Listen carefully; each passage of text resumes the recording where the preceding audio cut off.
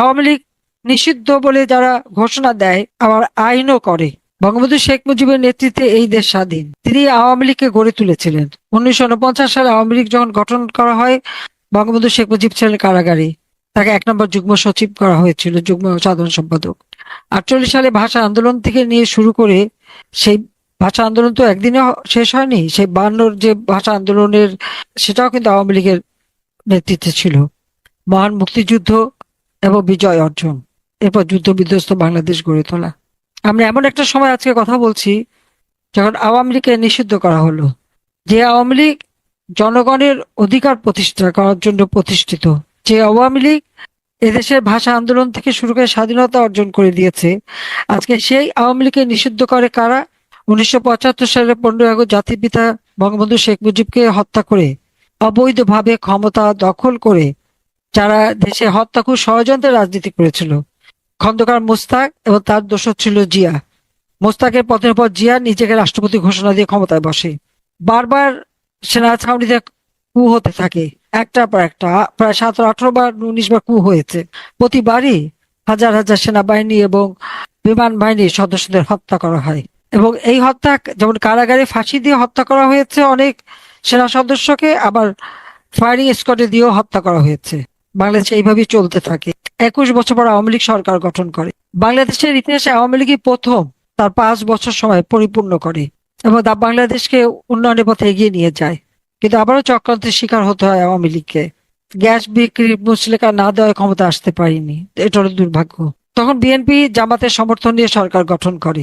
Grenade হামলা, 500 থেকে বোমা হামলা, আওয়ামী লীগের নেতা কিবরিয়া সাহেব, মঞ্জুল ইমাম থেকে শুরু করে আমাদের নাটোরের মমতাজ, এরকম আমাদের অগণিত নেতাকর্মীকে, প্রায় 21,000 নেতাকর্মীকে তারা হামলা করে, হত্যা করে, নির্যাতন করে।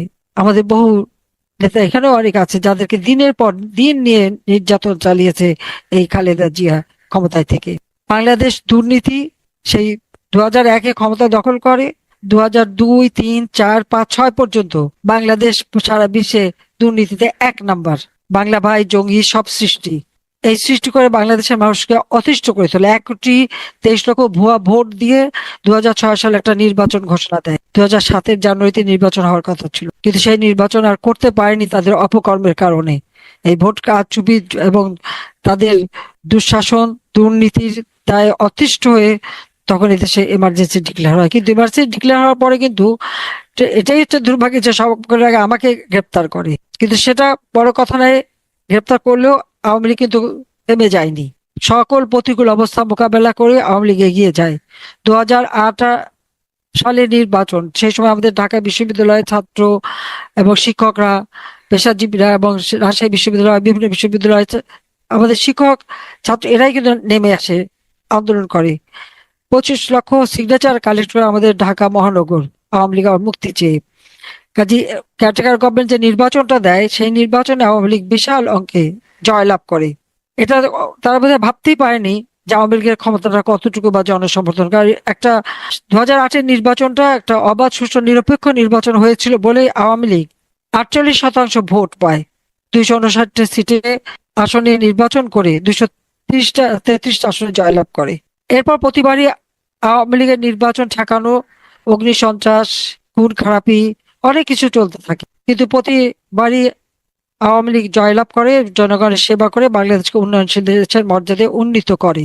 এই চক্রান্ত যারা জাতির পিতাকে হত্যা করেছে, যারা আমাদের স্বাধীনতা চায়নি, যেখানে আমরা যুদ্ধ অপরাধীদের বিচার করেছি, আমরা জাতির পিতার হত্যাকারীদের বিচার করেছি, যাদের ইন্ডেমনিটি দেওয়া হয়েছিল, জিয়াউর রহমান পুরস্কৃত করেছিল, তাদেরকে আমরা বিচার করেছি। এবং সেই প্রতিশোধ নেওয়ার জন্যই কিন্তু বারবার আমাদের উপর আঘাত আসে। ঠিক 2024 নির্বাচন হবার পর থেকে চরমভাবে চক্রান্ত। যখন এই কোটা বিরোধী আন্দোলন হয়, তখনই কিন্তু বলেছিলাম যে এই আন্দোলন কোটা কোনো কিছু না, কোটা তো ছিলই না, কোটা আমরা বাতিল করেছিলাম। এই আন্দোলন হচ্ছে সরকার উৎখাত আন্দোলন। এটা অনেকে বিশ্বাস করতে পারেনি, এটা হচ্ছে আমাদের দুর্ভাগ্য।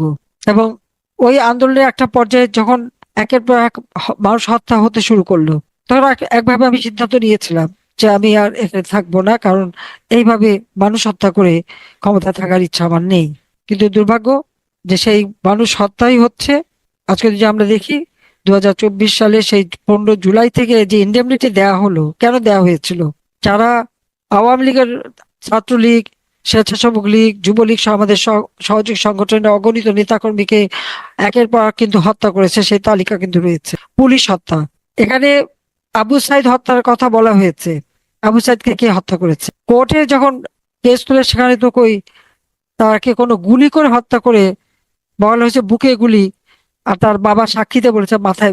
এরকম একটা গোজামিল মামলা দিয়েও আজকে পুলিশ অফিসারদের বিরুদ্ধে ফাঁসির হুকুম, আমরা রাজনীতি করি, আমাদের বিরুদ্ধে দিয়েছে। আমার তো 400-র উপরে মামলা, আমাদের প্রত্যেকটা নেতা কর্মীর বিরুদ্ধে মামলা, তৃণমূল পর্যায়ে পর্যন্ত। কারণ বাটপার ইনুস সে ক্ষমতায় এসে খুব খুশি মনে বলে ফেলেছিল যে এই আন্দোলনের কোনো নেতা ছিল না, এটা তার ম্যাটিকুলাস ডিজাইনের ফলে করা।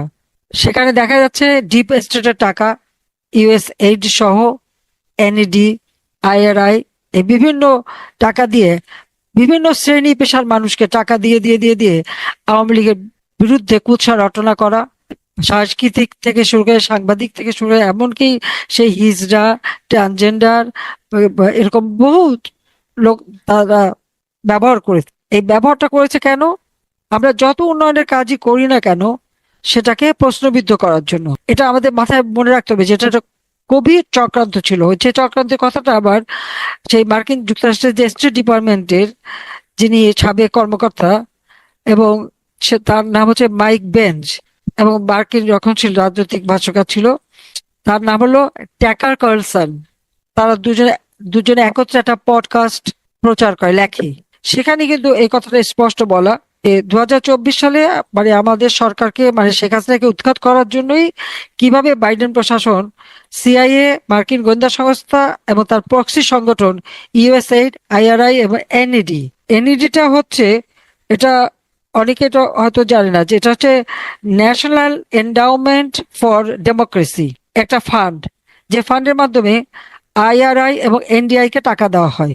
এর মাধ্যমে কিন্তু বাংলাদেশের কাকে না টাকা দেওয়া হয়েছে? মিডিয়া, সাংস্কৃতিক কর্মী, র্যাপার, ক্ষুদ্র নৃগোষ্ঠী, হিজড়া, সমকামী, ট্রান্সজেন্ডার, রেডিক্যাল গ্রুপ, জঙ্গি সংগঠন, সন্ত্রাসী গ্রুপ, সোশ্যাল মিডিয়া ইনফ্লুয়েন্সার, শিক্ষক শিক্ষার্থী, এদের মাঝে বিপুল পরিমাণ অর্থ ছড়ানো হয়। এমনকি আমাদের সশস্ত্র বাহিনী হোক আর পুলিশ বাহিনী বা এই সমস্ত সদস্যদের হাত করার চেষ্টা করে।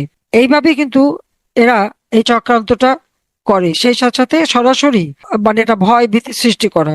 ইউনূস যে চক্রান্তটা করেছিল তাকে ক্ষমতা বসানোর জন্য, হ্যাঁ, সে গ্রামীণ ব্যাংকে 6,000 টাকার একটা কর্মচারী হয়ে হাজার হাজার কোটি টাকার মালিক হয়ে সারা বিশ্বকে যেভাবে ধোঁকাবাজি দিয়ে তার ক্ষমতাটা দখল করলো। অনেকেই ধারণা ছিল ইউনূস আসলে দেশে একেবারে শান্তির বাতাস, সুবাতাস বইতে থাকবে। কিন্তু আমরা কি দেখলাম?